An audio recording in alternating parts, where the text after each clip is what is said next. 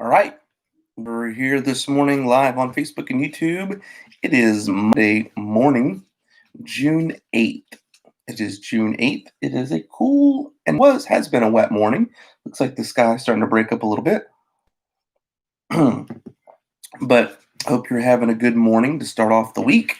And when summer hits for us, it becomes almost a revolving door around here of people in and out and going places and doing things. Have different boys went to grandma's house, grandma and grandpa's house, and that kind of stuff. Good morning, Melissa and Anita. Good to see you guys this morning. Hope you're doing well. Katie, good to see you as well. Glad you guys could tune in this morning. And hope Psalm 43 and verse 5, which we're going to look at, can be an encouragement to you. But glad you're here today. Just want to help get you started off on the right foot. Hey, Emily, for this week, Psalm 43 and verse 5 says this. Listen to the words of David. It's a short psalm, but I just want to read verse 5. It says, "Why art thou cast down, O my soul? And why art thou disquieted within me?" Notice these words.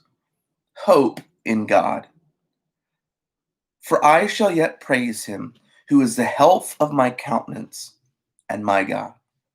I was just reading a story about a B-17 bomber in World War II that was making a fly over Nazi Germany. It was bombing some of those areas.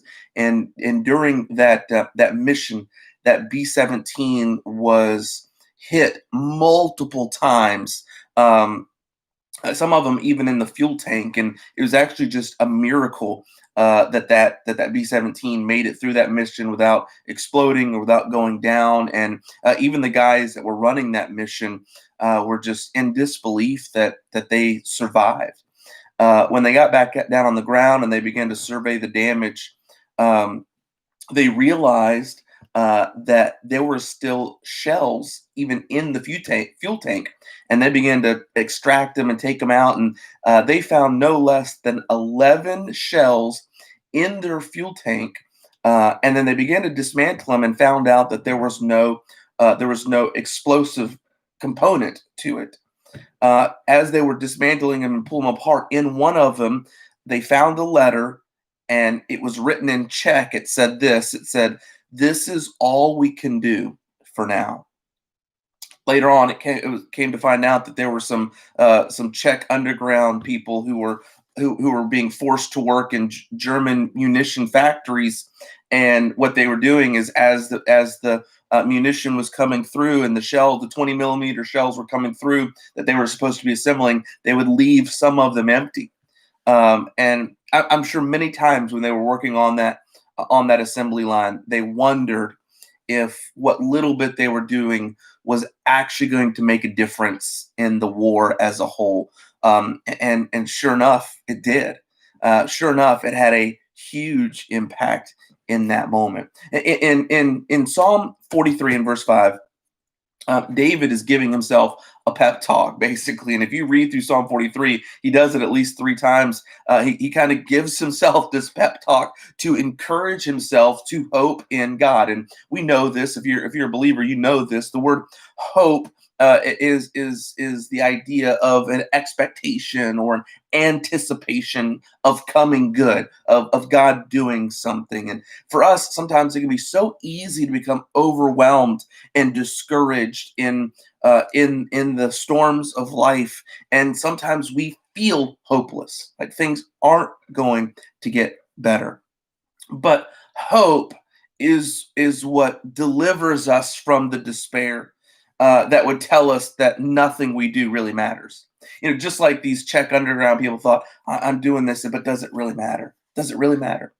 But hope that it could turn out good, encourage them to keep going. Hope enables even me and you to do what sometimes may be viewed as a tedious job with enthusiasm. And I encourage you to do that today and this week. Every job you have, whether that's whether that's doing your work for your boss, or whether that's raising your children, or whether that's working around the house or making dinner, or whether that's for me trying to prepare for these services, or whatever it is. We can do all of those tasks with enthusiasm, because we expect that God will make them work out the way that He wants them to, and for His good, for our good, and for His glory. There's great hope in that, and so there's no reason. There's no reason for our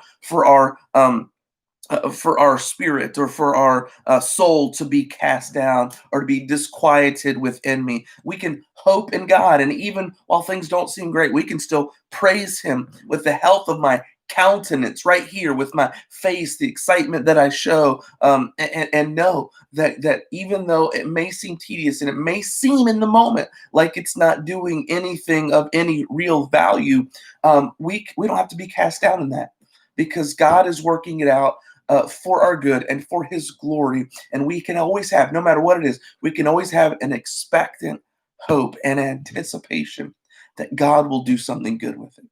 Again, Psalm 42 and verse 5, why art thou cast down, O my soul? And why art thou disquieted within me? Hope in God. Can I tell you something this morning? Maybe today, maybe sometime this week, you may feel a little down. Remember Psalm 43 and verse 5. Repeat those words to yourself. Soul, hey soul, why are you disquieted? Hey soul, why are you discouraged? Don't be discouraged. Hope in God. Hope in God. Keep going.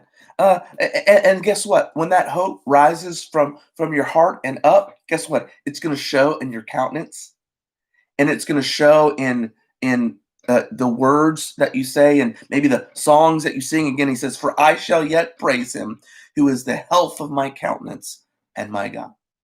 Soul, why are you cast down? Soul, why are you discouraged? Why are you disheartened? Here's the switch to flip it. Hope in God. Hope in God. Hope in God.